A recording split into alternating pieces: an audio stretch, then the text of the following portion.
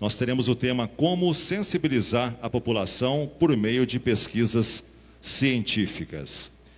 Vamos convidar então para moderar esse nosso painel, ela que é jornalista, especialista em terapia familiar sistêmica pela Unifesp, formada em constelações familiares e soluções sistêmicas, também é pesquisadora da área de codependência pela Unifesp, docente no Colegiado de Psicologia da Universidade Anhanguera, voluntária do Amor Exigente, autora do livro Até que a Droga nos Separe, um olhar sobre a codependência, atuou como coordenadora do programa Recomeço Família do Governo do Estado de São Paulo. Temos a honra de convidar para o nosso primeiro painel, Romina Miranda, recebendo uma salva de palmas. Daqui a pouquinho também estará participando com a gente o Dr. Quirino Cordeiro Júnior, e nós vamos receber agora, para interagir com a nossa moderadora, ela que é responsável pelas comunicações da ISUP e lidera as atividades de marketing e mídia social e o desenvolvimento de materiais de marketing. Ela também supervisiona o desenvolvimento dos capítulos nacionais da ISUP na América Latina e ajuda a coordenar eventos regulares da ISUP. Ela tem 10 anos de experiência em ONGs e setores educacionais no Reino Unido, Alemanha, Estados Unidos, México e Argentina. É com muito orgulho que nós recebemos a doutora Lívia Ediger.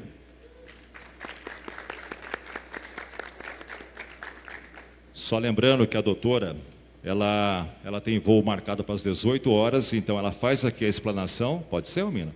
E depois ela já dá lugar, nós convidamos o doutor Quirino. Podemos assim? Tá bom então, fica à vontade. Boa tarde a todos e a todas, um prazer estar aqui. Vamos então iniciar esse painel que tem essa nossa convidada que precisa ir embora daqui a pouco, então nós vamos iniciar com a fala da doutora Lívia e em seguida nós continuamos falando sobre o tema como a pesquisa científica pode sensibilizar a população dentro do nosso meio, aí, do nosso tema. Please. Eu sou diretora assistente do ISUP, eu gostaria de convidá-los, agradecê-los por terem me convidados. E nós somos ISUP no nível global, então eu queria agradecer aqui a ISUP no nível Brasil por ter me convidado. O nosso objetivo é trazer juntos todas as pessoas que trabalham com prevenção, tratamento e recuperação e queremos oferecer a vocês oportunidades como essa aqui. Queremos que vocês tenham oportunidades para participar de treinamentos, sessões plenárias, onde vocês podem aprender de pesquisas, legisladores e dos seus colegas também na área. Então, esse é o nosso principal objetivo, trazer todos juntos para que você possa participar de treinamentos, conferências, e também realizar exames para receber credenciais e fazer networking com todo mundo que trabalha no seu campo, no seu país. Então, nós somos uma ONG global, somos uma organização, no momento temos mais de 9 mil membros de 167 países. E, como eu disse, a nossa visão é criar um programa e uma força de trabalho sustentável, com conhecimento relacionado à prevenção e tratamento, e isso requer bastante qualidade e treinamento ético para que as pessoas que trabalham no campus tenham a capacidade de desenvolver cada vez mais e aprender cada vez mais uns com os outros. Como vocês podem ver aqui, isso mostra o que estamos tentando fazer. Então, aqui você tem a gente no centro e a gente tenta trazer todo mundo próximo de nós e entre si podem ser especialistas, pesquisadores, legisladores, mas também inclui professores, assistentes sociais, igrejas, todo mundo que de alguma forma ou outra trabalha com programas de prevenção e tratamento. Então, a ISUP foi criada por um grupo de organizações internacionais, vocês podem ver a lista, especialistas que se reuniram no Departamento do Estado dos Estados Unidos, na Secretaria de Assuntos de Narcóticos e Jurídico, e eu gostaria de agradecer aqui nossos parceiros que participaram da nossa jornada até agora. Alguns deles estão aqui, eu sei que a CITAR está aqui, também o pessoal do CAPCA veio aqui, e pessoal dos nossos capítulos de outros países, como a ISAP Argentina e a ISAP Chile. A ISAP em si é apenas uma parte do jogo, então do quebra-cabeça. Então a gente trabalha muito próximo a duas outras organizações. Primeiro, a Organização Internacional de Universidades para o Combate e a Redução do Uso de Drogas. E a Kim veio aqui ontem, ela falou sobre um pouco do trabalho que ela faz nessas organizações, porque nós trabalhamos com indivíduos, com pessoas que trabalham no campo, e o que eles fazem é que eles trabalham com universidades. Então, as universidades que oferecem cursos de prevenção e tratamento, ou graus certificados relacionados a programas de tratamento e prevenção. Com qualquer pessoa, qualquer entidade que trabalhe com isso pode fazer parte dessa organização. Também temos o Centro Global da Colômbia para credenciamento e certificação. Então, depois que você fizer um curso, você tem a oportunidade de realizar um exame e se tornar acreditado. Então, você tem acreditações, você se torna certificado, e é assim que funciona, basicamente. Nós, como ISAP, todo mundo que trabalha com prevenção na ISAP, eles se tornam membros, e eu incentivo vocês a entrarem no nosso website, www.isap.com, e vocês podem se inscrever no website, e você terá a oportunidade de saber mais sobre os treinamentos e também sobre os exames que são realizados na sua região. E também em nível internacional e nacional. Então, como trabalhamos? Nós realizamos nosso trabalho, nossos resultados, por meio de 3 canais. Primeiramente, websites e comunicação digital. Em segundo lugar, nossos eventos, nossas conferências. Nós realizamos agora bianual, costumava ser anual, agora são conferências bianuais, que realizamos em diferentes regiões do mundo, onde oferecemos treinamentos, oportunidades de networking e também oportunidades de acreditamento, de credenciamento. E o terceiro pilar do nosso trabalho são os nossos capítulos nacionais. E aqui estamos no Brasil, trabalhando com o Paulo e a equipe dele na ISAP Brasil. Por estarmos no Brasil, gostaria de mencionar um pouco nosso trabalho na América Latina e no Caribe. Trabalhamos muito próximo com o CICAT. Vocês terão a oportunidade. José Luiz Vázquez Martínez deu uma palestra sobre o trabalho do CICAT, e realizamos muito próximo deles no desenvolvimento dos capítulos nacionais. Então, o que são capítulos nacionais? Então, o trabalho que realizamos no nível internacional são os mesmos trabalhos que os nossos capítulos nacionais fazem. E, por exemplo, eles organizam eventos como esses aqui, conferências com sessões plenárias, posters, treinamento, workshops. Fazem exatamente o que a gente faz, só que no nível local, nacional. Também oferecem treinamentos. Outros trabalham com os nossos parceiros internacionais para oferecer treinamentos. E eles também oferecem oportunidades para realizar exames, obterem certificados. Também trabalham com pesquisas, fazem pesquisas. Então, trabalham com as universidades em seus países para oferecer pesquisas, com todos vocês que trabalham com prevenção e tratamento podem acessar por meio do website. E no momento nós temos capítulos nacionais na Argentina, Brasil, Chile, e acabamos de lançar o do México.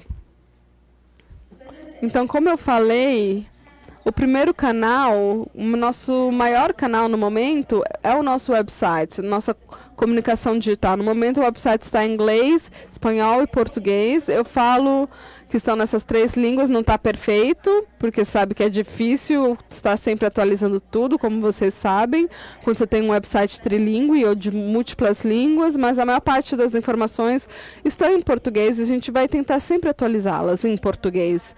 temos também diferentes sessões, vamos falar delas um pouco agora. Uma sessão do website, talvez isso seja muito interessante para vocês, é a nossa sessão de desenvolvimento e treinamento profissional. Nós, como WiSUP Global, não oferecemos treinamento, mas trabalhamos com os nossos parceiros de treinamento em organizações internacionais e nos nossos capítulos nacionais para realizar treinamentos. Então, eles fazem isso em seus próprios eventos ou no nosso evento bianual.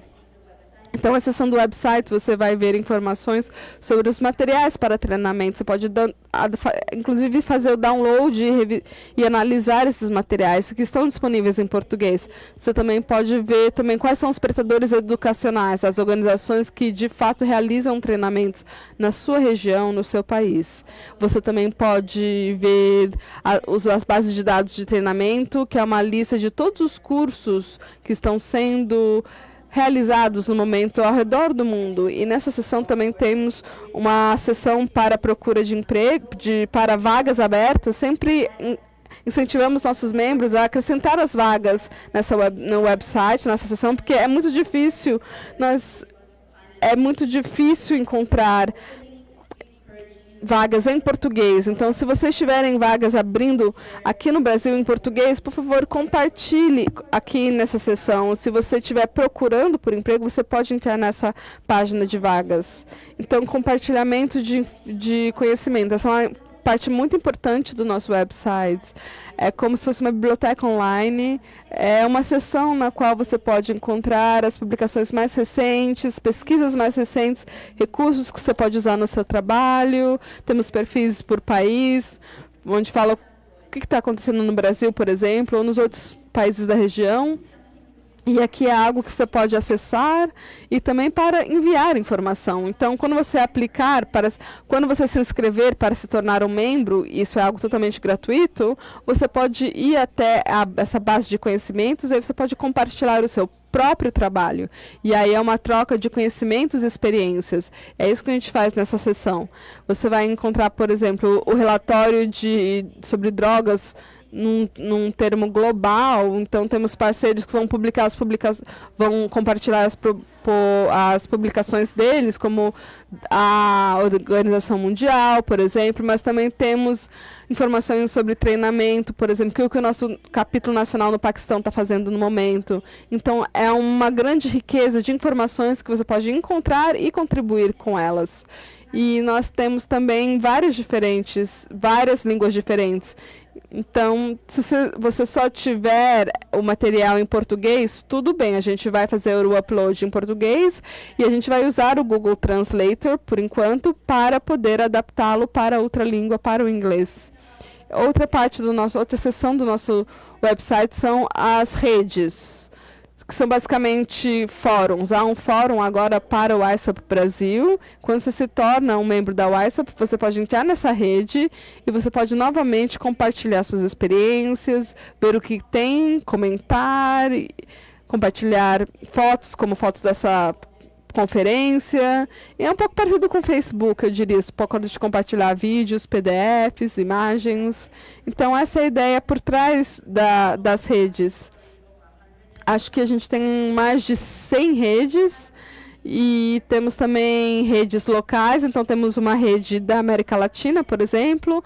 Também temos redes para substâncias, cannabis, álcool e também para diferentes tipos de trabalho. Uma rede para prevenção, uma rede para tratamento. Essa é a estrutura da rede. É só você clicar no tópico que te interessar.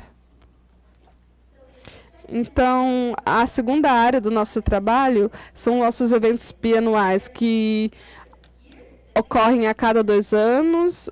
Agora, o próximo será em 2021, em Abu Dhabi.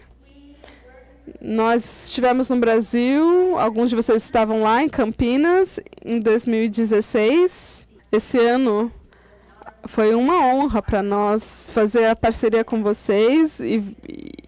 E aí tivemos em Viena, no Centro Nacional de Viena, e aí tivemos mais de 400 participantes, e eles vinham de mais de 60 países. Como você pode ver, o treinamento foi realizado pelo Plano Colombo e muitos outros organizações. Então, são muitas organizações que ofereciam diferentes tipos de treinamento. Mais de 20 treinamentos, inclusive, nessa vez. Também tivemos sessões plenárias, muito parecidas com esse congresso. Tivemos 3 tipos de plenárias e também treinamentos sendo realizados ao mesmo tempo. Então, a terceira área do nosso trabalho são os capítulos nacionais. No momento, como eu disse, os capítulos nacionais fazem o que a ISAP faz no nível internacional, no nível internacional, mas, nesse caso, em nível local. Então, fazem oportunidade de treinamento, de credenciamento, e, no momento, temos 13 capítulos nacionais, 6 ainda estão a caminho, em andamento, para serem estabelecidos, e temos também na América Latina, também estamos falando com Panamá, Colômbia e Peru. Eles mostraram interesse em ter também capítulos nacionais da ISAP nos seus países. Como vocês podem ver no mapa, o que está em laranja é o que já existem, e em azul são os que em andamento. Desculpe, o azul são os que se mostraram interessados. E nós acabamos de lançar o capítulo nacional no México no final de outubro. Foi um grande sucesso. Mais de 5.000 pessoas participaram. O presidente da República esteve lá.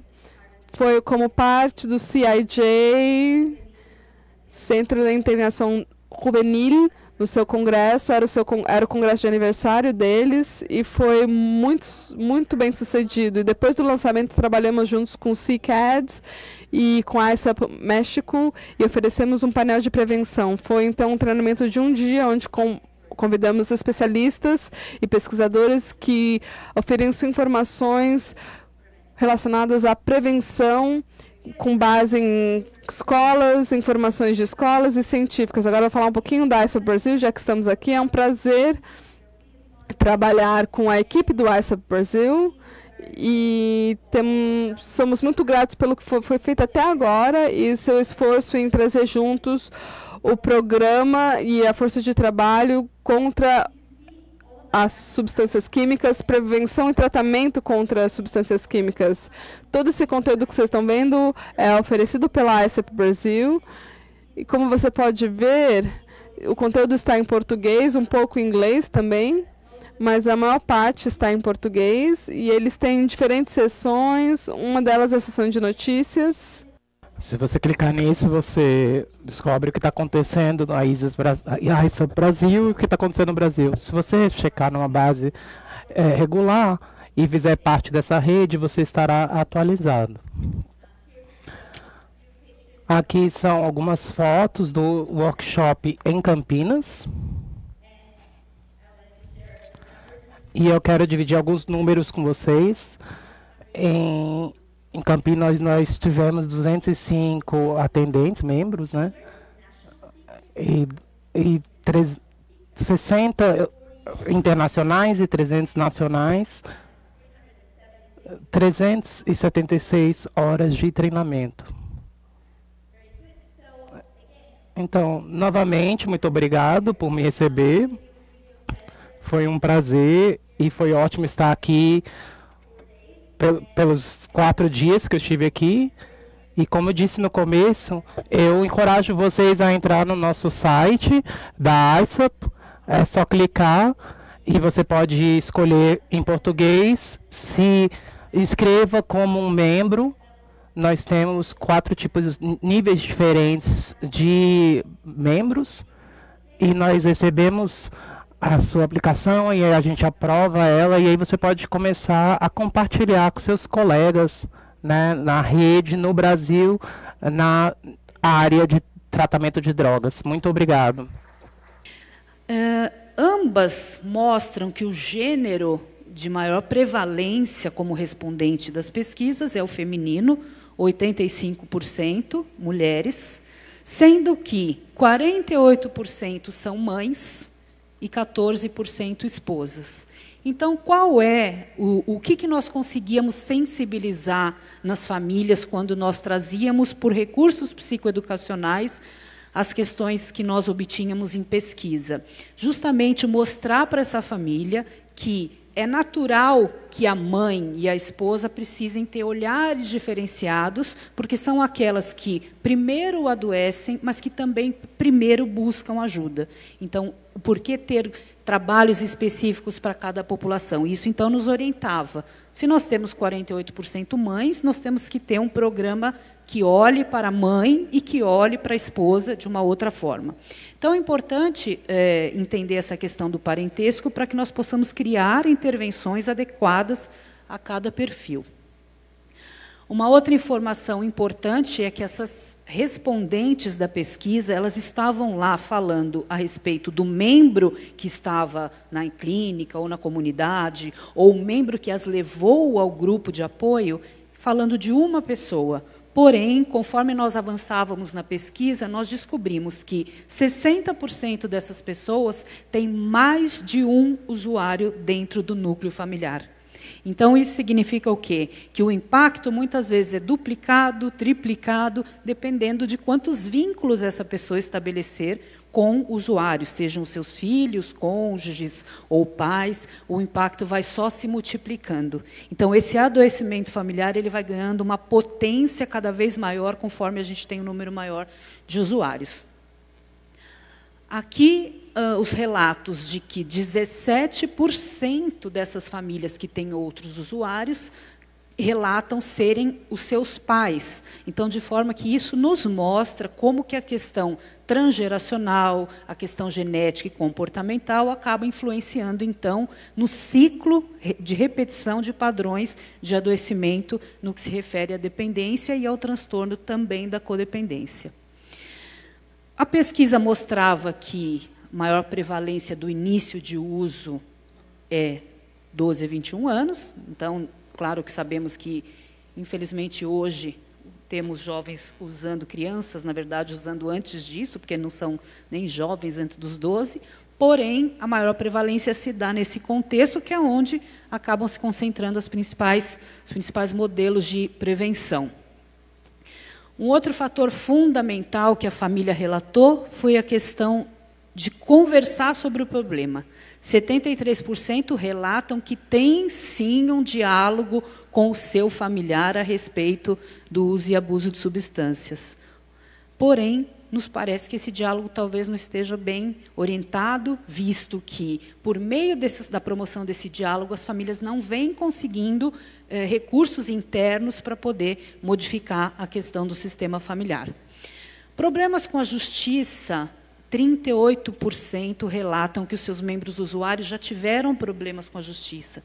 Isso significa que, além de todo esse estresse que foi mostrado que acontece por meio dos sentimentos, por meio da convivência, além disso, eles ainda têm que lidar com questões relacionadas à justiça. E, por fim, 44% citam já terem sido agredidos fisicamente pelo usuário familiar, o que nos remete também a olhar a relação entre violência e uso e abuso dentro do sistema familiar, que não se dá somente ou em maior grau no âmbito da conjugalidade, mas também da parentalidade. Hoje, infelizmente, nós acompanhamos casos, e muitos, de jovens que vêm cometendo atos de agressão com seus próprios pais em função do uso ou dos transtornos que ocorrem em decorrência do uso de substâncias. Por que é importante a família olhar, por meio da psicoeducação, os resultados de pesquisa? Porque, como a família, num primeiro momento, fica imersa no movimento da negação, né? Quanto tempo, inclusive o Lenar de Família trouxe, o tempo que a família demora para efetivamente descobrir, que na verdade não é descobrir, mas é aceitar que existe um membro usuário, em torno de 3 a 5 anos para descobrir, e depois de 3 a 8 para buscar ajuda. Quer dizer, aquilo que era um uso se tornou a dependência pelo fato de não ter sido transformado na hora certa. E aí, no caso, a família tendo essa orientação, ela tem condições de ser sensibilizada. 53% citam que já houve roubo de objetos ou dinheiro por parte do membro familiar, o que acaba impactando diretamente no principal vínculo familiar, que é a confiança, né? Então, o principal vínculo que tem que ser restituído depois de um período de tratamento é, de um lado, o usuário buscando a confiança da família e, do outro, a família tentando confiar, mas com dificuldade por já ter sido lesada em 53% dos casos. E, por fim, um dado relevante dessa pesquisa é que 55% das pessoas, dos usuários, na verdade, que foram citados por meio dos seus familiares, têm filhos. Ou seja, aqui nós usamos essa informação para sensibilizar os pais dessas crianças de que poderá haver um adoecimento no sistema em virtude do uso de um dos membros e do estresse emocional gerado no outro membro. Então, não é só dizer que, de um lado, nós temos o usuário e, de outro, nós temos o não usuário saudável. Não, nós temos o não usuário adoecido, o que remete, então, a um duplo abandono dessas crianças, que, se não forem olhadas também, nós teremos uma repetição desses ciclos. Então, por meio dessas duas pesquisas, nós sensibilizamos, como eu já disse a vocês, o Estado e depois as famílias, utilizando esses dados para criar intervenções que sejam transformadas numa linguagem que a família possa entender, né? Então, o nosso tema hoje, como as pesquisas científicas podem sensibilizar a população, transformando essas pesquisas na linguagem acessível para a população por meio de recursos psicoeducacionais, recursos terapêuticos que façam com que a família entenda que o que nós estamos colocando são dados científicos que, sem dúvida, vão impactar de forma importante para que essas famílias venham a ter adesão ao tratamento, que é o que nós buscamos. Então, nós vamos agora falar um pouco a respeito do que o Dr. Quirino traz nessa mesma linha, da importância da pesquisa científica para que nós possamos sensibilizar. Então, eu trouxe um pouco para vocês da sensibilização da família. O Dr. Quirino vai trazer um outro olhar sobre outra temática, e depois nós vamos, então, conversar um pouco a respeito desses dois temas. Ok? Vamos lá? Obrigada, viu?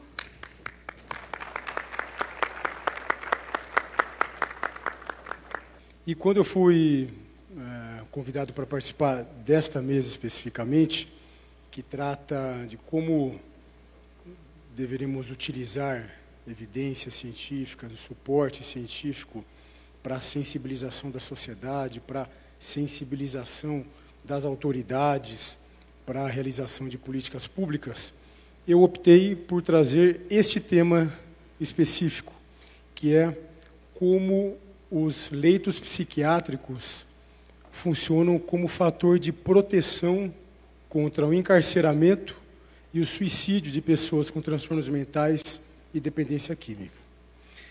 Essa é uma questão que eu julgo de extrema relevância, já que nos últimos 30 anos o Brasil vem passando por um movimento extremamente perigoso e irresponsável de diminuição de leitos para internação de pessoas com transtornos mentais e dependência química que apresentam agudização dos seus quadros clínicos. Então, por conta dessa situação específica, eu optei por trazer esse tema para apresentar aos senhores, para que nós possamos esclarecer as questões concernentes a esse tema, para que nós possamos cada vez mais diminuirmos preconceitos que estão muito presentes nessa área e que têm atrapalhado sobremaneira a assistência apropriada às pessoas com transtornos mentais e dependência química no país. Nesta apresentação, então, eu utilizarei esse roteiro.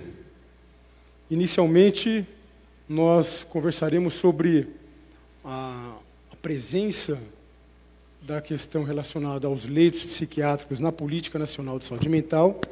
Depois, conversaremos sobre esse mesmo tema na Política Nacional sobre Drogas e na nova Lei de Drogas. E, por último, finalizaremos aqui.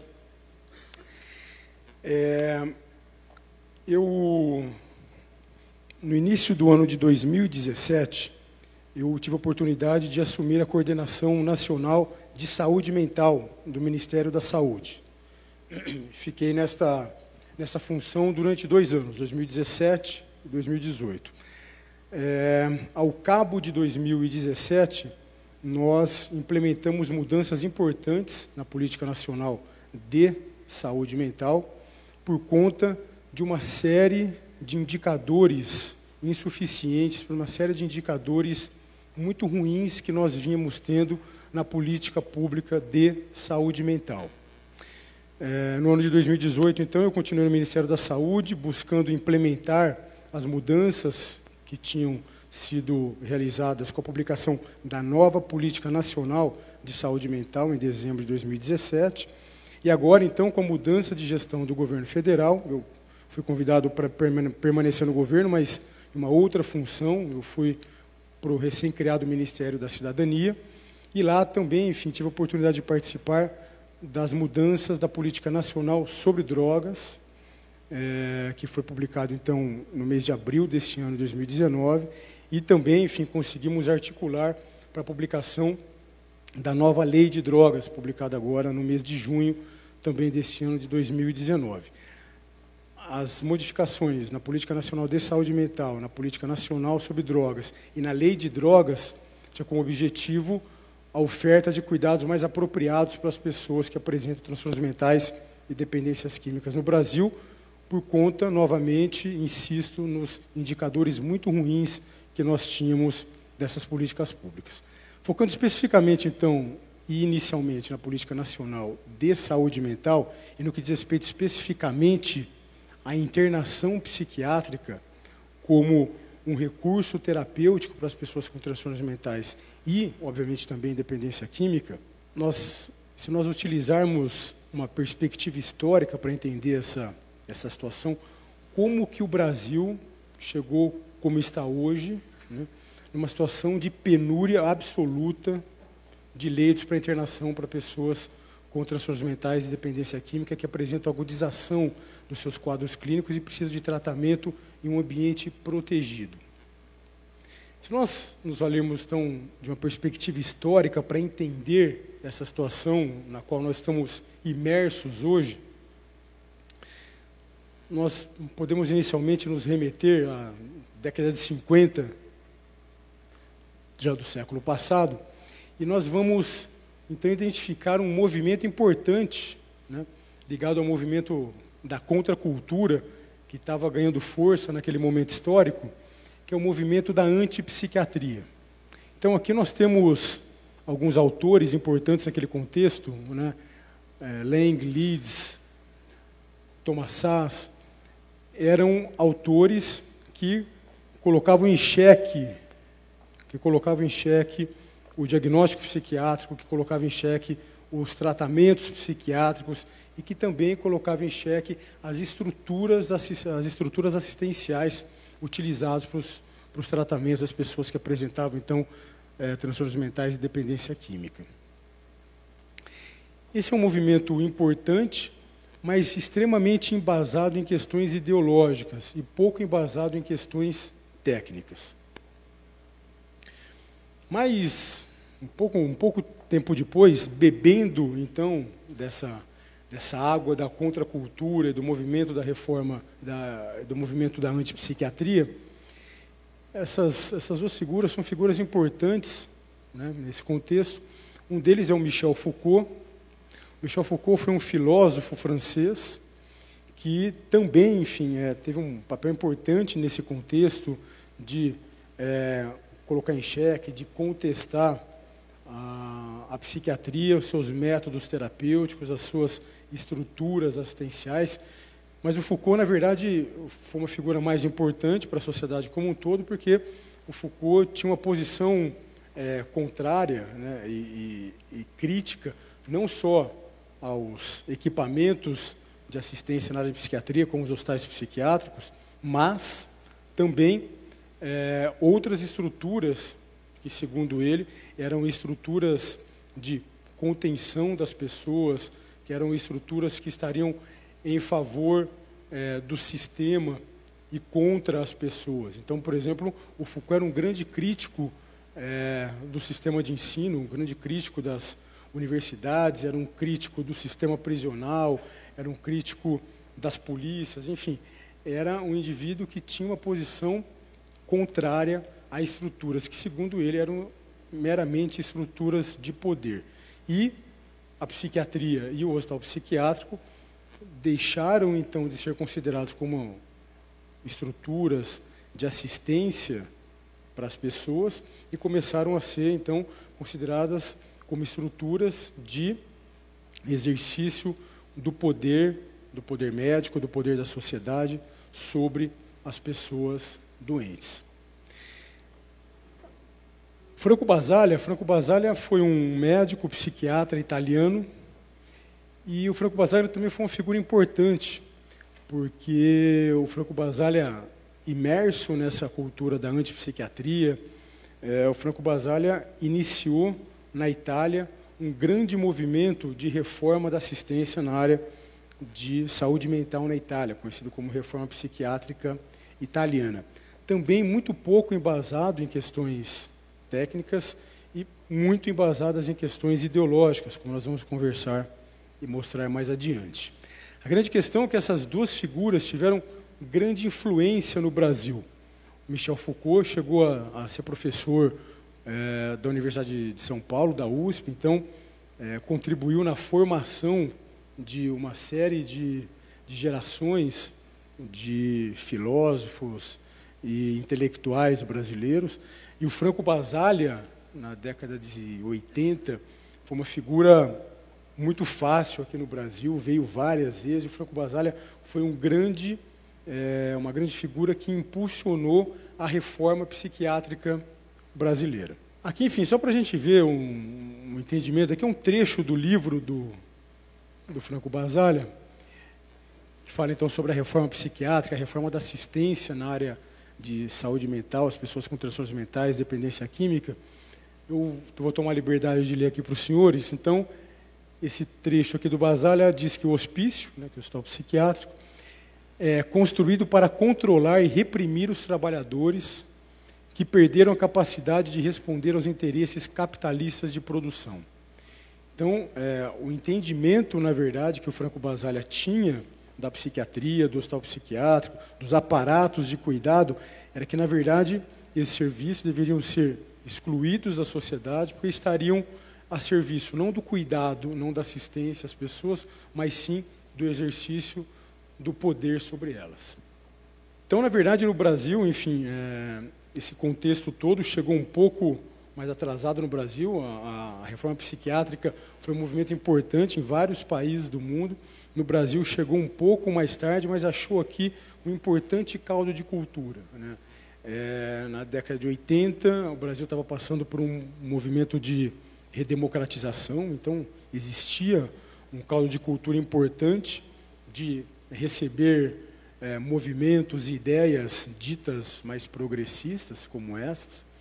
O Brasil, infelizmente, tinha um parque instalado de hospitais psiquiátricos com estruturas muito ruins e que prestavam realmente uma desassistência, muitos deles, as pessoas que lá estavam internados, e muitos desses hospitais não eram hospitais de internação de pacientes que apresentavam agudização de seus quadros clínicos. Eram muitos deles hospitais que funcionavam como asilos. Então, dentro desse caldo de cultura todo, se instalou no Brasil um movimento muito importante, que foi o movimento da luta antimanicomial.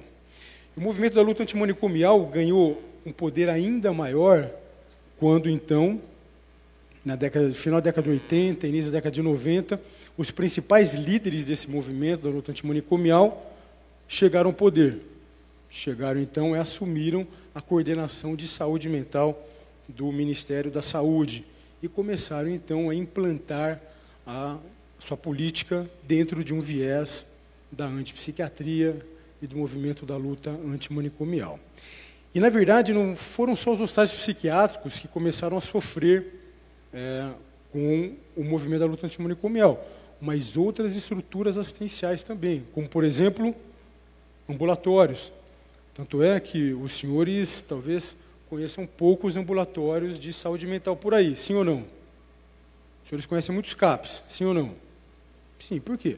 Porque também, de maneira equivocada, os ambulatórios de saúde mental começaram a ser fechados no Brasil.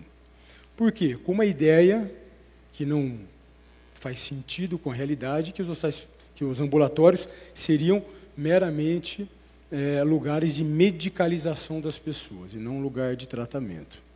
Então, esses serviços começaram a ser fechados, da mesma maneira que os hospitais psiquiátricos começaram a ser fechados. E essa ideia de que o hospital psiquiátrico era um lugar de segregação, que não deveria existir, se expandiu para uma outra estrutura assistencial, que começa no Brasil há 5 décadas, há 50 anos, e que tem grande importância na recuperação de pessoas com dependência química, que são as comunidades terapêuticas. Então, as comunidades terapêuticas também começaram a ser vítimas, a ser alvo desse movimento. Por quê? Porque, de acordo com esse movimento, o hospital psiquiátrico era um lugar simplesmente de segregação e violação de direito. Comunidade terapêutica, a mesma coisa. Novamente, embasada numa ideia, numa concepção meramente ideológica e nada técnica.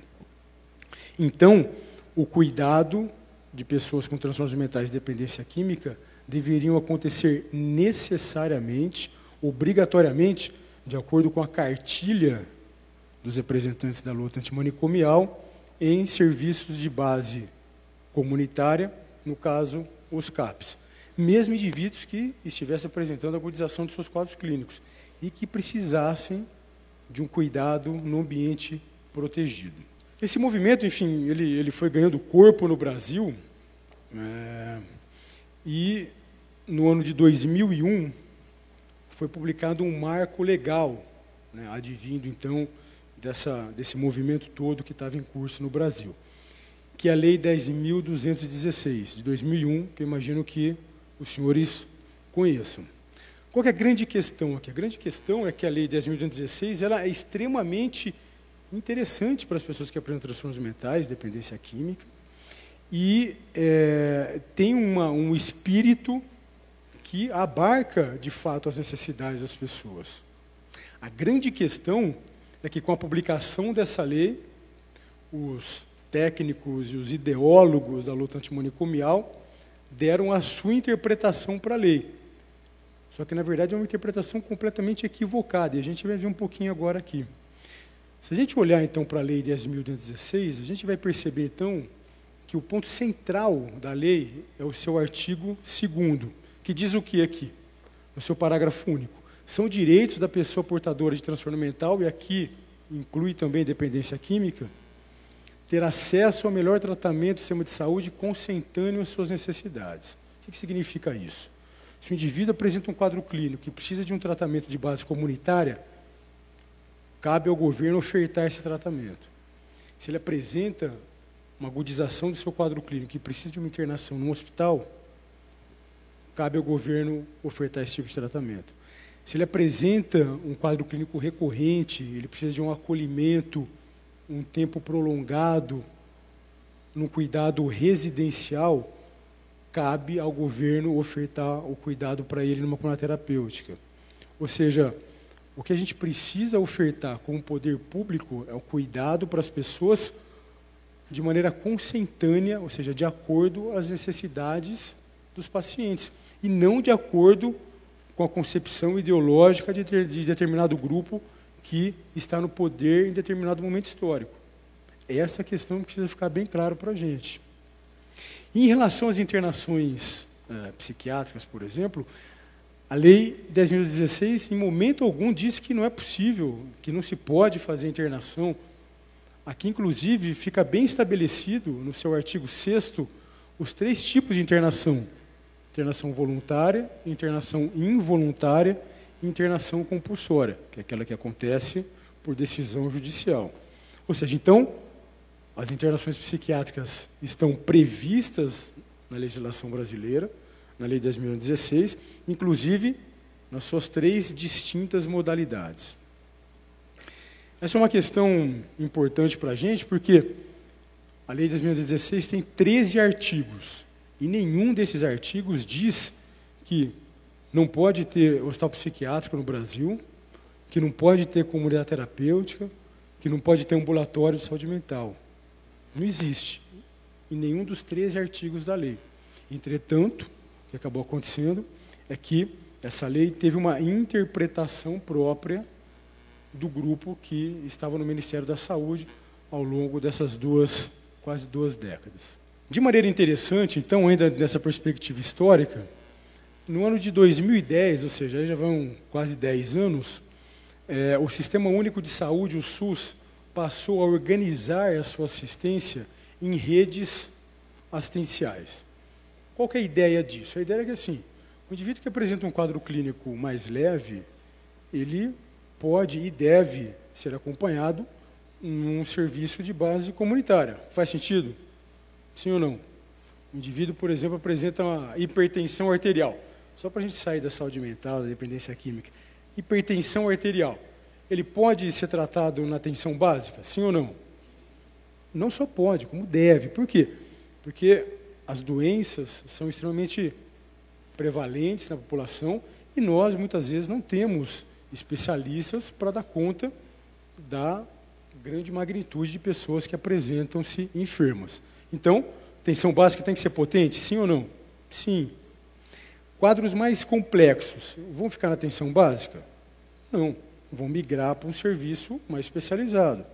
E se esse indivíduo apresenta uma agudização do seu quadro clínico? O indivíduo tem hipertensão arterial, apresenta um pico hipertensivo, esse indivíduo vai ficar em atendimento na atenção básica ou no serviço especializado de base comunitária? Sim ou não? Uma crise hipertensiva grave. Não, ele precisa ir para onde? Para um hospital.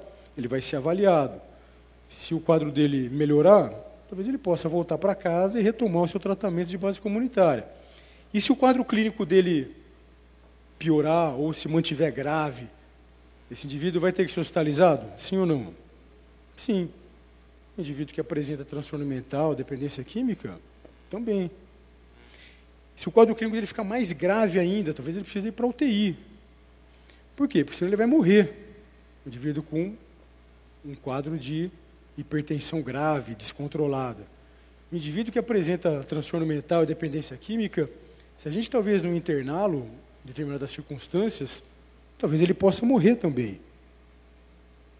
Se ele tiver, por exemplo, num risco importante de suicídio, a gente vai mandar ele embora para casa, falar, não, vai para o CAPS que está tudo bem, ou vai para um ambulatório, ou vou marcar uma consulta para você no posto de saúde. Não, esse indivíduo está em risco, da mesma maneira que está em risco o indivíduo que infartou, o indivíduo que teve um AVC, o indivíduo que tem um quadro de uma hipertensão grave. Então, a ideia de a criação de uma rede assistencial foi para isso, para que as pessoas pudessem ser tratadas em diferentes pontos dessa rede de atenção, de acordo com a necessidade do seu quadro clínico. Faz sentido isso? Faz sentido. Então, no ano de 2001, foi instituído a rede de atenção a pessoas que apresentam transtorno mental e dependência química, que é a rede de atenção psicossocial, que é a RAPS. Já ouviram falar da RAPS? Então, a RAPS foi instituída por uma portaria do Ministério da Saúde, portaria 3088, no ano de 2011. Esses daqui são os pontos de atenção que constituíram a RAPS quando da sua criação. Quais são eles? CAPS, Centro de Atenção Psicossocial, nas suas várias modalidades. Residência terapêutica. Residência terapêutica são serviços de base comunitária, residenciais, que abrigam, que acolhem pessoas que ficaram longos períodos internados em hospitais psiquiátricos, como moradores. Unidades de acolhimento, que são as UAs, que também são unidades residenciais para acolhimento de pessoas com dependência química. Leito de saúde mental em hospital geral. Esses dois serviços, atenção básica e urgência e emergência, são serviços não necessariamente especializados no cuidado da pessoa com dependência química e saúde mental, mas extremamente importantes. E comunidades terapêuticas. Aqui a gente vê que desde o início da constituição inicial da RAPS, as comunidades terapêuticas fazem parte dela. Entretanto, também por questão meramente ideológica, o governo federal, durante esses muitos anos, não trabalharam de maneira apropriada com as conversas terapêuticas por mero preconceito em relação a essas entidades e não por questões técnicas que justificariam isso. A grande questão aqui é que a gente identifica tem alguns serviços que a gente não enxerga aqui, né? Quais são eles? Hospital psiquiátrico, hospital dia e ambulatório de saúde mental. Esses serviços, de maneira propositada, não foram incluídos. Por quê? Porque existia uma intenção clara do governo federal de aniquilar com esse serviço, de fechar todos eles. E esse processo foi colocado em prática. Aí, então, enfim, eu assumi a coordenação de saúde mental no início do ano de 2017 e acabei me deparando com um cenário dramático, né? Os indicadores que nós tínhamos, e aí as evidências começam a aparecer para a gente como importantes para a gente tomar decisões, né, como gestores públicos. Então, o Brasil vem enfrentando um aumento importante da mortalidade relacionada à presença de transtorno mental. Esse daqui, inclusive, é um artigo que eu publiquei juntamente com outro colega, professor da Santa Casa, lá de São Paulo. Altas taxas de moradores de rua com transtornos mentais graves. O primeiro estudo mostrando isso é um estudo que tem 20 anos, é um estudo publicado pelo professor Uriel Heckert, da Universidade Federal de Juiz de Fora, já mostrando um aumento importante de pessoas com transtornos mentais graves vivendo nas ruas. Expansão das cracolândias. Nós temos um trabalho importante, recente, feito pelo grupo do professor Ronaldo Laranjeira, o primeiro autor aqui, o professor Marcelo Ribeiro. Aumento do uso de álcool na população geral. Nós temos o LENAD, que é o Levantamento Nacional sobre o uso de álcool e drogas, mostrando aumento importante do uso de álcool no país, e uso cada vez mais precoce na população. Aumento no afastamento do trabalho na Previdência Social, principalmente por depressão e por dependência ao crack, mais recentemente. A dependência ao crack tem sido um motivo importante de afastamento do trabalho no Brasil desde o ano de 2007. Superlotação de serviços de urgência e emergência no Brasil. Por quê? Esse aqui é um trabalho conduzido pela Associação Brasileira de Psiquiatria. Por quê? Porque as pessoas apresentam agudização de seus quadros clínicos, procuram os hospitais, serviços de urgência e emergência, não tem leito para internação, esses indivíduos ficam lá superlotando o serviço de urgência e emergência, aguardando uma vaga que nunca aparece. Aumento de doenças mentais graves em presídios, indivíduos com doença mental e também dependência química, a gente vai ver mais adiante. Por quê? Essas pessoas não encontravam assistência, não encontravam tratamento de maneira apropriada, essas pessoas se vulnerabilizavam, entravam em conflito com a lei e eram presas. E aumento das taxas de suicídio no Brasil nos últimos 15 anos. Se nós levarmos em consideração o principal fator de risco para alguém morrer por suicídio é a presença de um transtorno mental, incluindo a dependência química, nós percebemos que o aumento das taxas de suicídio é um indicador direto da desassistência que vinha assolando o Brasil nos últimos tempos. A grande questão, então, esses daqui são alguns indicadores, né, enfim, que nós nos valemos para realizar as mudanças na Política Nacional de Saúde Mental e, mais recentemente agora, na política sobre drogas no país, mostrando a importância de nós nos basearmos em evidências científicas, em dados e indicadores para a condução das políticas públicas no país. E agora, então, né, nessa nossa conversa aqui, nós vamos focar mais especificamente nesses dois últimos indicadores, que diz respeito ao encarceramento, aumento do encarceramento de pessoas com transtornos mentais e dependência química no Brasil, e aumento do suicídio também no país, as pessoas que apresentam transtornos mentais e dependência química. E nós vamos olhar alguns dados, alguns estudos que mostram que esses indicadores estão diretamente relacionados com a diminuição irresponsável que aconteceu no Brasil da oferta de leitos psiquiátricos para o cuidado desses pacientes. Começando, então, aqui a falar sobre o encarceramento das pessoas com transtornos mentais e dependência química. Esse aqui é um estudo nacional, estudo realizado aqui no Brasil, por um grupo da Universidade Federal de São Paulo e um grupo da Universidade Federal do Rio Grande do Sul. Esse estudo foi realizado nos presídios do estado de São Paulo, mostrando altas taxas, alta prevalência de pessoas com transtornos mentais graves no cárcere em São Paulo. Hoje, né, se fala tanto em manicômio, hoje o grande manicômio que nós temos no Brasil é o sistema prisional. Eu sou psiquiatra, né, como talvez os senhores já saibam, sou psiquiatra forense de formação. Trabalhei durante muitos anos no sistema prisional aqui do estado de São Paulo. Eu sou originalmente aqui em São Paulo, estou em Brasília nesses últimos 3 anos, e tive a oportunidade de trabalhar no sistema prisional aqui em São Paulo. Nós temos algumas alas no sistema prisional em São Paulo, como, por exemplo, o CDP de Pinheiros, né, Centro de Detenção Provisória de Pinheiros. Nós temos, em Franco da Rocha, a penitenciária de Franco da Rocha, que nós temos alas inteiras de indivíduos que apresentam transtornos mentais. Não estou nem colocando dependência química, estou falando de indivíduos com transtornos mentais graves, quadros psicóticos, transtornos do humor grave. Então, esse daqui é um estudo brasileiro mostrando alta prevalência de pessoas com transtornos mentais no cárcere aqui no Brasil. Esse daqui é um outro estudo realizado pelo mesmo grupo, mostrando também altas prevalências de pessoas com dependência química na população carcerária, na população prisional no Brasil.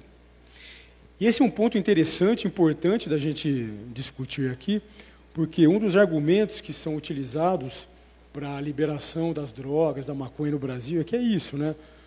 A gente está cheio de pessoas que estão envolvidas no tráfico, então vamos liberar as drogas mesmo, porque, enfim, essas pessoas que estão lá, elas vão acabar, enfim, saindo do cárcere, a gente está prendendo o usuário de drogas e tal.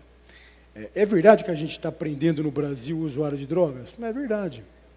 Mas não porque a lei no Brasil puna com prisão o usuário de drogas. Aliás, pelo contrário. O usuário de drogas, o indivíduo que foi flagrado com droga e que foi comprovado que era para o seu uso e não para tráfico, esse indivíduo não tem pena de prisão. Isso não acontece no Brasil. O que acontece no Brasil, na verdade, era que as pessoas com dependência química, por conta de políticas de tratamento equivocadas, ideológicas que nós tínhamos no Brasil nesses últimos anos, como nós vimos agora, esses indivíduos ficavam fragilizados, vulnerabilizados, entravam em conflito com a lei e eram presos. Esses indivíduos, muitas vezes, para manter o seu vício, se envolviam no narcotráfico e acabavam, então, sendo presos. Era isso que vinha acontecendo no Brasil. Não é que aqui no Brasil a gente prende usuário de droga. A gente prende usuário de droga que se envolve com narcotráfico, que se envolve com crime contra o patrimônio. Mas isso não acontece porque a lei brasileira é equivocada. Isso acontece porque, infelizmente, no Brasil, a gente vinha tratando de maneira inapropriada essas pessoas se vulnerabilizavam, entravam em conflito com a lei e eram, então, presas. Uma questão interessante, né, porque esse fenômeno do encarceramento que nós estamos vivendo no Brasil hoje, de pessoas com transtornos mentais e dependência química, obedece esse padrão aqui, que se chama curva de Penrose. Não sei se vocês já ouviram falar. Penrose foi um pesquisador, um epidemiologista britânico. O primeiro estudo que ele fez sobre isso foi conduzido nos Estados Unidos, e ele identificou que redução de leitos para internação psiquiátrica está inversamente ligado com o aumento do encarceramento das pessoas com transtornos mentais e dependência química. Por quê? Porque as pessoas, então, precisam do leito, não encontram, elas estão com quadro clínico agudizado, elas, por conta disso, então, entram em conflito com a lei e são presas. Então, é essa a situação que a gente vem enfrentando no Brasil. Aqui esse estudo, publicado no JAMA Psychiatry. O JAMA é o jornal da Associação Médica Americana, das principais revistas científicas no mundo na área de psiquiatria, que é o JAMA Psychiatry. Esse estudo foi publicado em 2015 e foi realizado em países da América do Sul, incluindo o Brasil. Então, essa daqui é a curva de Penrose da América do Sul, que mostra diminuição em vários países aqui da América do Sul, diminuição de leitos de internação psiquiátrica e aumento do encarceramento das pessoas com transtornos mentais. E essa daqui é a curva de Penrose brasileira. Aqui a diminuição de leitos psiquiátricos no Brasil e aqui o aumento do encarceramento. A estimativa, e aqui eu não estou nem falando de indivíduos com dependência química, porque esse número seria, então, muito maior. Mas hoje no Brasil, a estimativa que se tem é que nós temos, no cárcere hoje no Brasil, nós temos mais de 62 mil pessoas com transtornos mentais graves, como quadros psicóticos, como esquizofrenia, e transtornos do humor grave, como indivíduos com transtorno afetivo bipolar. Então, esse é o legado que nós temos da luta antimanicomial que ficou no poder no Brasil durante esses quase 30 anos. As pessoas com transtornos mentais hoje estão sendo presas. É a mesma coisa as pessoas com dependência química. Da importância de nós continuarmos as mudanças que nós precisamos realizar nas políticas públicas de saúde mental e dependência química no Brasil. Aqui só para a gente entender, aqui é uma taxa que é utilizada, número de leitos para cada 1.000 habitantes. Só para a gente ter uma ideia, existem vários trabalhos mostrando, inclusive tem um artigo importante publicado numa revista internacional, uma das revistas mais importantes também da psiquiatria no mundo, chamada Molecular Psychiatry. Tem um artigo publicado na Molecular Psychiatry mostrando que, no mínimo, uma sociedade, para proteger as pessoas que apresentam dependência química e transtorno mental, deveria ter, no mínimo, uma taxa de 0,3 leitos para cada 1.000 habitantes. Estou falando leito para internação. Então, 0,3 leitos para cada 1.000 habitantes. O Brasil hoje tem, mais ou menos, se nós juntarmos leitos de psiquiatria em hospital psiquiátrico, leitos de psiquiatria em hospital geral, nós hoje vamos ter no Brasil aí pouco mais de 18 mil leitos, população de mais de 200 milhões de habitantes. Então, no Brasil hoje nós temos menos de 0,1 leito para cada 1.000 habitantes. Menos de 0,1 leito para cada 1.000 habitantes. O que significa isso? Que o Brasil tem menos de 1/3 dos leitos, menos de 1/3 dos leitos que nós deveríamos ter. E isso tem levado a uma grande desassistência e tem levado a esses indicadores de péssima qualidade que nós estamos enfrentando no Brasil. Só para nós termos uma ideia, aqui a taxa de leitos, mundo afora, e o Brasil está aqui, uma das menores taxas do mundo. Uma das menores taxas do mundo. Uma coisa que precisa ficar claro para a gente é que, para que nós tenhamos o fortalecimento da assistência de base comunitária, que é importante, isso não precisa e não deve acontecer em detrimento do tratamento em serviços de internação, ou acontecer em detrimento do acolhimento em cromoterapêutica, por exemplo. Aqui, só para a gente ter uma ideia das magnitudes de valores, só para a gente entender um pouco o cenário, no Brasil, todo o recurso do Ministério da Saúde para custear serviços, que na verdade é na sua maioria serviços de base comunitária, como os CAPs, o Brasil tem um orçamento no Ministério da Saúde de 1 bilhão e 500 milhões de reais ano. 1 bilhão e 500 milhões de reais ano.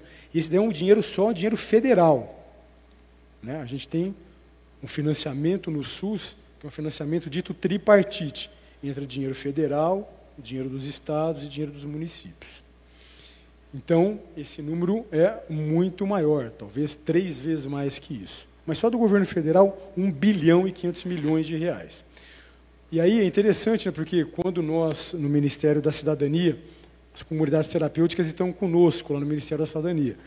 Quando nós fizemos essa grande expansão, nós saímos de 2.900 vagas para 11 mil vagas, de acolhimento e comunidade terapêutica, não de internação, de acolhimento e comunidade terapêutica, aí houve, né, uma gritaria de alguns setores da sociedade, defensores ainda dessa política malfadada, dizendo que, caramba, agora o governo federal só estava colocando dinheiro em comunidade terapêutica e tal. Depois que nós saímos de 2.900 vagas financiadas e fomos para 11.000 vagas, que é o que nós temos hoje, nós temos um orçamento anual para o financiamento de comunidades terapêuticas de 150 milhões de reais. Ou seja, menos de 10% do total que é gasto com a saúde mental. Ou seja, então, não é verdade que o governo brasileiro hoje só coloca dinheiro com a terapêutica. A gente vai colocar mais dinheiro, mas o que vem acontecendo é que o governo brasileiro vinha investindo de maneira errada o dinheiro. A gente falou um pouco sobre o encarceramento e a relação, né, enfim, que tem entre queda do número de leitos para internação psiquiátrica e aumento de encarceramento de pessoas com transtornos mentais e dependência química. E aqui a gente vai falar, então, sobre o outro aspecto da nossa conversa, que é a diminuição da oferta de leitos psiquiátricos para internação de pessoas com transtornos mentais e dependência química em momentos de crise e o aumento das taxas de suicídio, que vem aumentando no Brasil ao longo desses últimos 15 anos de maneira importante. Esse estudo, então, foi publicado numa revista internacional, foi publicado na Molecular Psychiatry. Esse daqui é um editorial da Molecular Psychiatry e que discute, então, quando que os governos deveriam aumentar leitos de internação psiquiátrica. E aí, esse daí é um texto longo, ele traz vários casos, mas esse case aqui é um case interessante. É uma situação que aconteceu no sul da Austrália. No sul da Austrália, a gente pode ver aqui nessa curva em azul, vinha acontecendo uma diminuição do número de leitos psiquiátricos e começou a acontecer, a gente pode observar aqui na linha vermelha, um aumento dos casos de suicídio. Então a gente começou a ver diminuição de oferta de leitos de internação psiquiátrica e o aumento dos casos de suicídio. E as autoridades australianas, as autoridades sanitárias da Austrália falaram, bom, essa situação está acontecendo, a gente precisa então dar um jeito, utilizando as evidências científicas para tomar as decisões de políticas públicas. Começaram então a voltar a aumentar o número de leitos, a gente pode ver aqui em azul, e, por consequência, o número de casos de suicídio começou a diminuir também. Então, a gente percebe que, nitidamente aqui, houve uma queda do número de leitos, aumento de suicídio. Quando, então, as autoridades começaram a aumentar novamente o número de leitos, as taxas de suicídio caíram. Para a gente ver a importância da oferta de leitos psiquiátricos para o tratamento das pessoas e que protege as pessoas numa situação grave de risco de suicídio. Ou seja, se o indivíduo está com um quadro clínico de risco de suicídio, esse indivíduo está em risco de morte. É a mesma coisa do indivíduo que infartou. Novamente, o indivíduo chega infartado no hospital, eu vou mandar ele embora para casa? Falar, não, meu, tudo bem, você deu uma infartadinha aí, um infarto. Não, pô, eu vou internar esse cara, vou observar, ver como é que vai evoluir o quadro dele. E se o cara chega no pronto-socorro com risco de suicídio? Eu vou mandar ele embora para casa dele? Ele está em risco de morte, talvez um risco muito maior do que quem infartou. Talvez um risco muito maior de morte do que quem teve um AVC, por exemplo. Esse daqui é um outro trabalho, um trabalho publicado na revista da Associação Americana de Medicina, nos Estados Unidos também, mostrando, né? Então aqui não, um aumento das taxas de suicídio nos Estados Unidos, né? E o crítico declínio dos leitos de psiquiatria. Então, esse estudo também mostra, um estudo recente, publicado em 2017, lá nos Estados Unidos, que também passaram por esse movimento da luta antimanicomial, reforma psiquiátrica. É que aqui no Brasil a situação foi mais dramática, mas esse foi um movimento que aconteceu em vários países, inclusive os Estados Unidos hoje tem passado por um processo importante de recriação de leitos para internação psiquiátrica. E aí esse estudo é um estudo importante que mostra, né, também diminuição de leitos psiquiátricos e aumento das taxas de suicídio. E aqui, esse daqui é a nossa situação aqui no Brasil.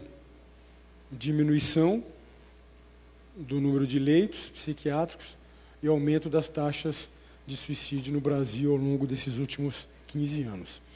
É claro que o fenômeno do suicídio é um fenômeno complexo na sua gênese, é um fenômeno complexo também, que envolve o seu tratamento. Entretanto, não é possível se pensar em prevenção do suicídio sem a oferta adequada de tratamento de pessoas com transtornos mentais, incluindo aí a dependência química. Nós já conversamos. O principal fator de risco para alguém morrer por suicídio é a presença de um transtorno mental, certo? Dos transtornos mentais, o primeiro fator de risco são os transtornos do humor, como depressão, transtorno afetivo bipolar. Segunda causa, dependência química.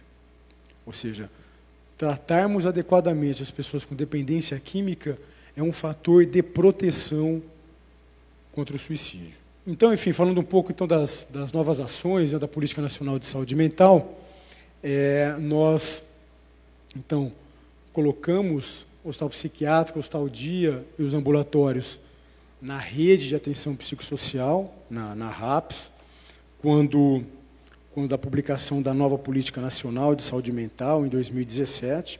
Hoje, então, esses serviços passam a compor a rede de atenção psicossocial, a RAPS, juntamente com todos os outros. Nós não tiramos nenhum outro serviço, mas incluímos aqueles que precisavam ser incluídos. Nós não podemos mais fechar leito psiquiátrico no Brasil.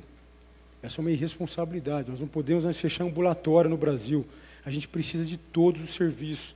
A gente precisa de internação, de acolhimento com a terapêutica. A gente precisa de todos os serviços para ajudar os pacientes de acordo com a sua necessidade clínica. A gente precisa de uma rede de atenção psicossocial, então, equilibrada, diversificada, expandida e fortalecida. A gente precisa de distintos serviços para fazermos frente às distintas necessidades das pessoas.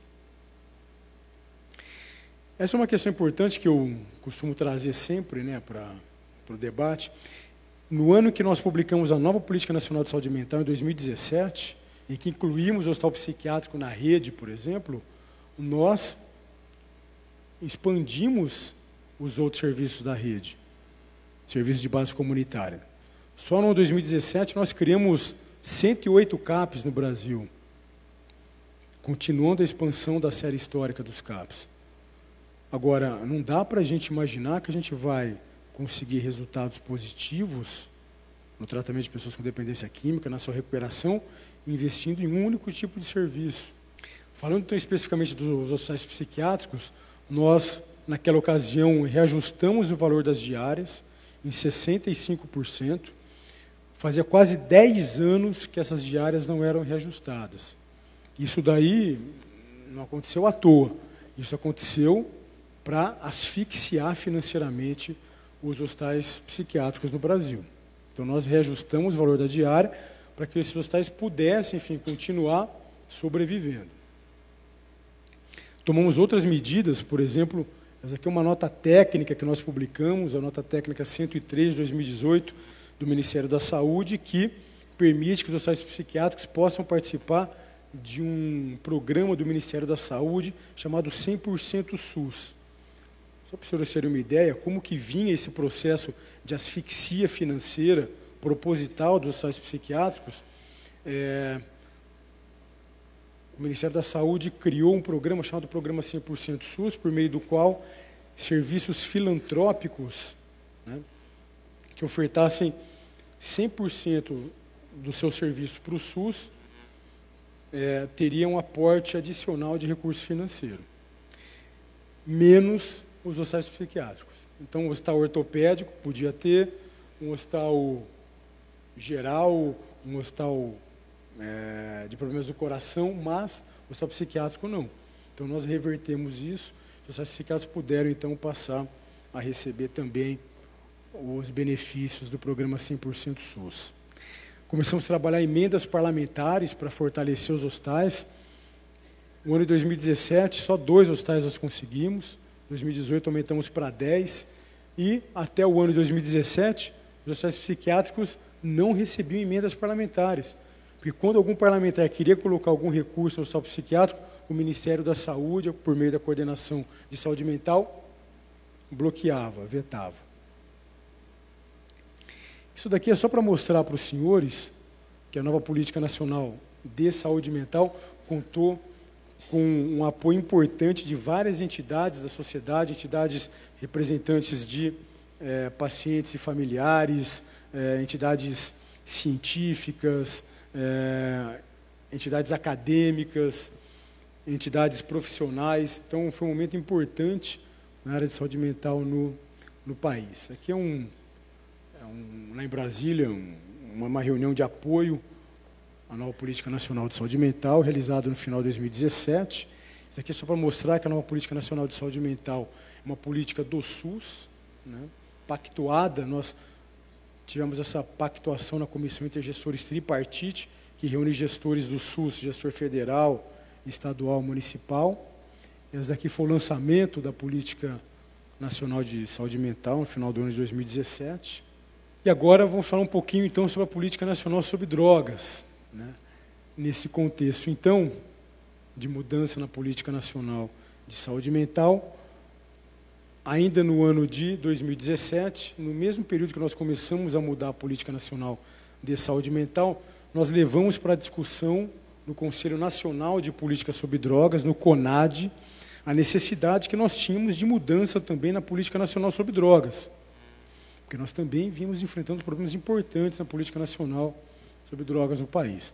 Conseguimos aprovar, então, em março de 2018, uma resolução do CONAD, que é a resolução número 1 do CONAD, de 2018, que abriu a possibilidade, então, para que nós, o ano passado, o ano todo, trabalhássemos no texto do que hoje é a nova Política Nacional sobre Drogas.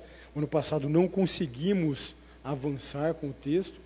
Com a mudança de gestão, então, do governo federal, esse trabalho foi facilitado e nós conseguimos concluí-lo e publicar, então, a nova Política Nacional sobre Drogas, por meio da publicação de um decreto presidencial 9761. Aqui é março de 2018, aqui o ministro Osmar Terra, que são outros colegas lá do Conselho, quando a publicação da resolução número 1 de 2018, do CONAD. Aqui, então, nova Política Nacional sobre Drogas, esse é o decreto 9761, né, do dia 11 de abril desse ano, 2019. E, na sequência, então, no dia 5 de junho, foi publicada a nova Lei de Drogas. Nós trabalhamos em articulação junto ao Congresso para que o Congresso, então, enfim, aprovasse uma nova lei de drogas para o país. Foi aprovado, então, finalmente, no dia 15 de maio de 2019, então, desse ano, e publicada a nova lei de drogas, a Lei 13.840, no dia 5 de junho. Então, essa daqui é a nova lei de drogas, 13.840, dia 5 de junho. Elas trazem uma série de mudanças em relação à política anterior e coloca especificamente na área de tratamento uma mudança de paradigma, mudança de objetivo. Que se busca agora é ajudar um indivíduo a ficar abstinente, se manter abstinente e passar por um processo de recuperação, um processo de reinserção social, e não só ações focadas em mera redução de danos. Nesse contexto, na lei, a Lei 13.840, abre a possibilidade de realização de internação involuntária. Pela primeira vez, uma lei federal coloca a possibilidade da realização de internação involuntária para as pessoas com dependência química. A lei que a gente viu lá de 2001 a 10.216, já trazia a possibilidade de internação involuntária. Só que alguns operadores do direito, algumas áreas da sociedade, insistiam em ter um entendimento de que a Lei 10.816, então que essa lei não se aplicaria às pessoas com dependência química, e só às pessoas com outros transtornos mentais.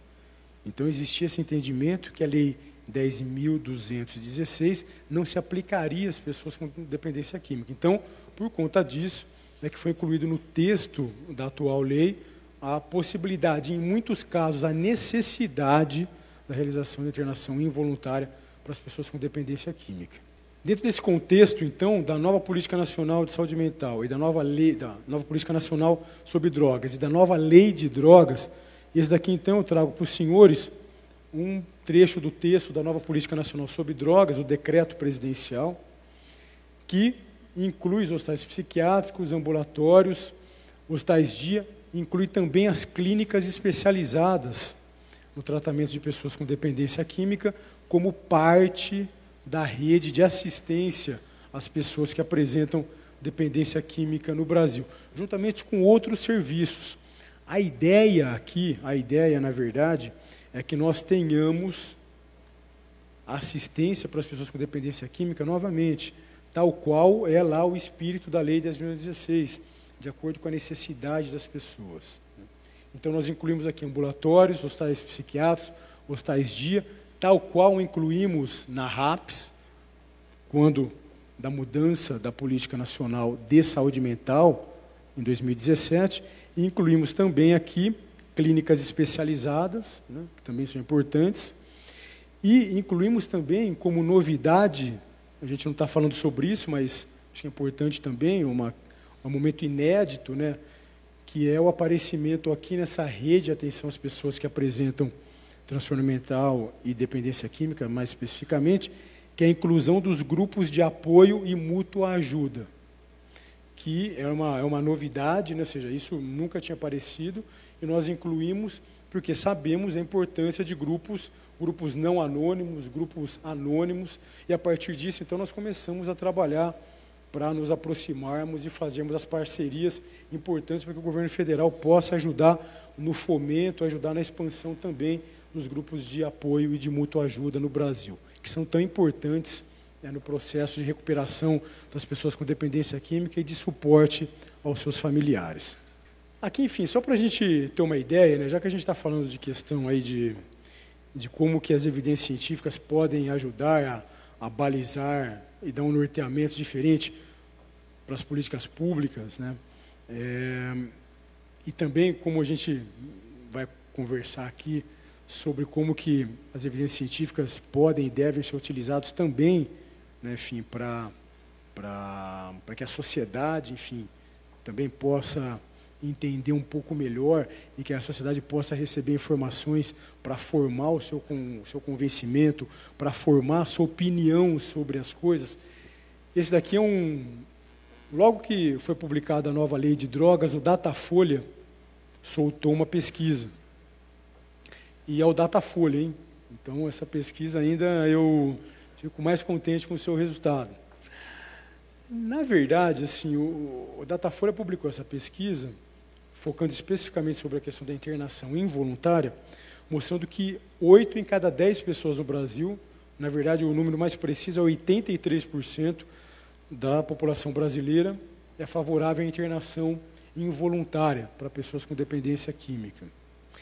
A grande questão que a gente ainda tem no Brasil, e essa é uma questão importante para a gente discutir aqui, para a gente conversar, nós temos ainda muitos grupos no Brasil, basicamente encastelados em alguns conselhos profissionais, basicamente encastelados em alguns ministérios públicos Brasil afora, basicamente encastelados em algumas universidades, basicamente pessoas que não têm contato com a realidade da sociedade.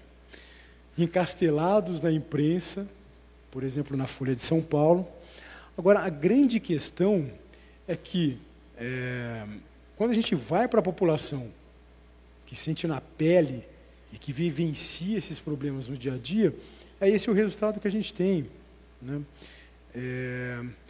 Então, às vezes eu fico me questionando, né, assim, quais são as alternativas, né, que a gente tem para trabalhar de fato, né, porque no Brasil o que aconteceu nesses últimos muitos anos foi uma situação de que muitos profissionais que militam na área de saúde mental e dependência química, direta ou indiretamente, são profissionais que cuidam das pessoas ou profissionais que são atores, né, enfim, nessa política, mas, por exemplo, operando o direito, são profissionais que foram forjados nas universidades com uma ideologia, né, e que simplesmente apartou esses indivíduos de um contato crítico com a realidade. Então, a gente tem indicadores no Brasil péssimos, decorrentes de péssima política pública realizada no Brasil nesses últimos muitos anos. Nós temos agora, nesses últimos 2 anos, uma tentativa enfim, forte, já desde o último governo, né, do governo anterior, e principalmente do governo atual, de mudar essa realidade, tanto da saúde mental quanto da dependência química, mas ainda nós enfrentamos uma situação bastante difícil. Por exemplo, o Conselho Federal de Psicologia, juntamente com o Ministério Público Federal do Trabalho, juntamente com o Ministério Público Federal de Defesa dos Direitos do Cidadão, publicaram agora, essa semana, um relatório de uma vistoria a hospitais psiquiátricos do Brasil, meramente com a ideia de pegar uma realidade que se pretende denegrir, colocar num relatório chancelado por essas entidades para denegrir os hospitais psiquiátricos. Aconteceu recentemente uma situação parecida com as comunidades terapêuticas, né? Esse mesmo grupo publicou um relatório de vistoria das comunidades terapêuticas, um relatório também completamente enviesado, e não só isso, né? As questões não param por aí. Apresentaram aqui no Brasil e, ato contínuo, levaram isso para a OEA, para a Organização dos Estados Americanos, que é justamente para denegrir a política pública voltada para o fortalecimento das comunidades terapêuticas no Brasil, né?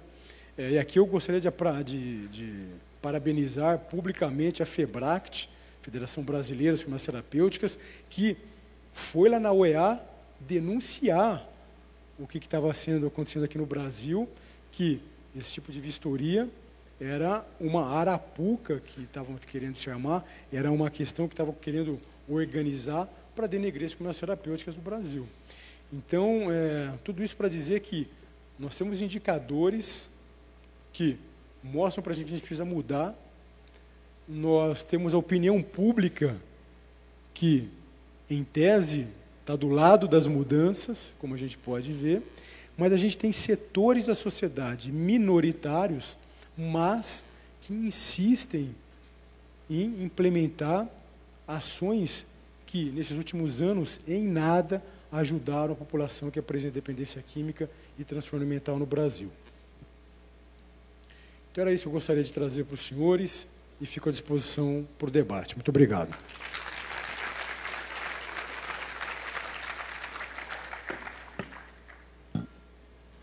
Teremos um pequeno debate agora, para que possamos finalizar. O microfone está ligado? Eu mesma não estou conseguindo ouvir a voz. Aí. E de tudo que nós levantamos a respeito da questão das pesquisas científicas para mostrar aquilo que para nós talvez seja mais claro, de fácil entendimento, pela maneira de já estarmos habituados à interpretação desses dados, ou a maneira de visualizar esses dados já é para nós algo, digamos, comum. E aí, para chegar na população específica que nós queremos atingir, nós temos aí no meio a imprensa, um caminho onde nós imaginamos que, através dele, nós iremos chegar na população. Porém, infelizmente, nesse meio do caminho, a gente acaba encontrando aí as pedras para que realmente chegue da forma que nós gostaríamos. A única pergunta que eu gostaria de fazer, em função, inclusive, do tempo que nós temos, é como que nós podemos, então, criar estratégias para conversar diretamente com a nossa população sem o intermédio de ações que possam ofuscar a informação? Na verdade, essas estratégias, elas são complexas, não são fáceis de serem alcançadas. A gente tem tentado abrir algumas maneiras de alcançar a população com informações. Primeiramente, o próprio governo federal tem as suas vias oficiais de informação, entretanto, enfim, essas vias precisam ser mais aprimoradas, mas esse é um caminho. Um outro caminho que é importante, que nós estamos utilizando hoje no Ministério da Cidadania, é deixar dados, por exemplo, como esses e outros tantos, à disposição da população. Então, hoje nós temos um observatório, que é o Observatório Brasileiro de Informações sobre Drogas, o OBID, que é de acesso livre para a população, que pode encontrar informações como essas, enfim, e como outras. Nós abrimos um canal de relacionamento com a população, para que nós possamos passar informações sobre as nossas políticas públicas direto para quem liga para a gente. Por meio do telefone 121, nós temos os atendentes do Ministério da Cidadania, então as pessoas podem ligar por meio desse telefone 121, que nós passamos as informações. Nós temos buscado estar juntos, né, enfim, com a população profissional, com a população ligada aos movimentos sociais. Eu, esse ano, viajei bastante, tenho buscado contato, né, enfim, com as pessoas, e ambientes mais e menos favoráveis. O debate é importante, mas a gente precisa levar as informações para as pessoas, né? Então, estar, por exemplo, num congresso como esse, no Free Mind, esse é um terceiro espaço que eu tenho aqui para discutir. Agradeço ao Paulo por isso, para apresentar informações, para discutir informações com as pessoas. Isso é fundamental.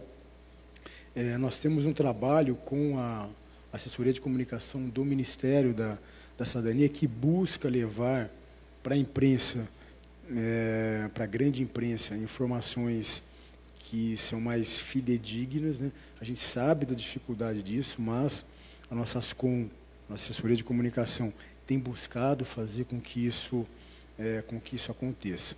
Então, o Ministério da Cidadania tem buscado, né, enfim, fazer com que essas informações cheguem para as pessoas, para a sociedade como um todo, tem buscado fazer com que essas informações cheguem para os formadores de opinião, tem buscado fazer com que essas informações cheguem para os atores que trabalham diretamente na política pública, para as pessoas que estão envolvidas com ela, como, por exemplo,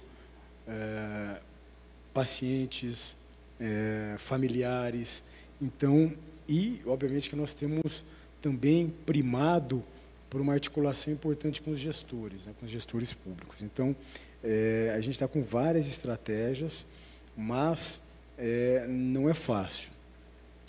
A grande questão que nós temos no Brasil, então, só para avançar um pouquinho mais nessa reflexão, é que nós temos, em especial nas políticas de saúde mental, nas políticas sobre drogas, nós temos um gap entre a demanda que as pessoas apresentam e entre o entendimento que a população tem sobre o que é importante que elas recebam de assistência, de atendimento, e o que vinha sendo ofertado, que ainda continua, porque também tem uma resistência muito grande de gestores públicos, né, em relação ao que é ofertado para as pessoas.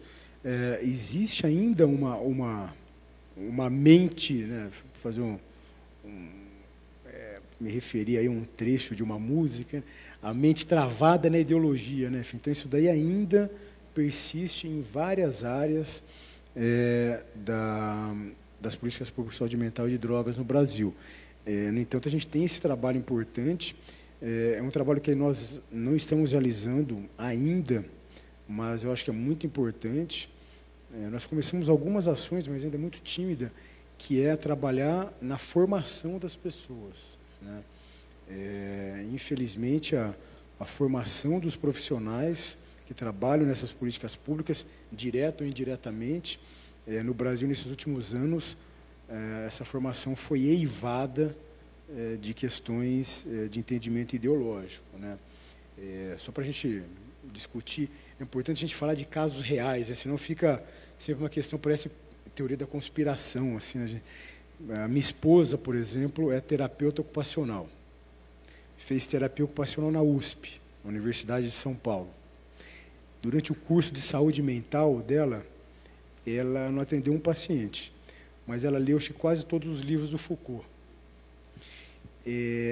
Talvez não tenha muito problema se você ler a obra do Foucault durante a faculdade, mas você tem muitas outras coisas para ler durante a faculdade, que são muito mais importantes do que o Foucault, que é um camarada que, na verdade, era um filósofo e que toda a sua ideia é baseada, enfim, em preceitos e em conceitos filosóficos e totalmente distanciados da prática, né? É impossível, eu não sei como é que está o curso hoje, espero que tenha melhorado o curso de terapia ocupacional na USP, mas não é possível, por exemplo, que você passe por uma faculdade que vai te ofertar uma formação técnica numa área em que você não tenha contato com a literatura específica dessa área, né? Não é possível que você não aprenda como avaliar um paciente e, a partir da avaliação, como você estabelece um plano terapêutico individualizado, singular, e você aplica esse plano terapêutico. Depois disso, você precisa reavaliar para ver se, depois da aplicação do plano, o indivíduo melhorou, piorou. Se ele melhorou, ótimo, vamos manter. E se ele piorou? E se ele não melhorou? Vamos mudar o plano? São noções básicas de clínica, né? Muitas vezes eu me deparo com situações, né? Eu pegava alguns materiais do Ministério da Saúde, por exemplo, e depois do Ministério da Justiça, onde está lá a Senad, e que estava com as políticas de redução de demanda de drogas. Eu pegava alguns materiais, por exemplo, tratamento. Primeiro que não era nem a palavra tratamento que era usada, era cuidado. Ok, tudo bem, cuidado. Aí ficava lá, acolhimento. Tem uma publicação do Ministério da Saúde que é quase um livro inteiro falando de acolhimento. Pô, tá bom, você acolheu o camarada chegou no seu serviço, você já acolheu. Pô, agora se trata dele, né? Pô, você já acolheu, você já abraçou, você já fez roda de conversa, já deu abraço terapêutico, pô, já fez tudo ali que tinha que fazer.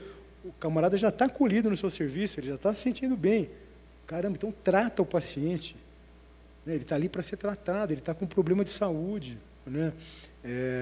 Isso para todos os profissionais.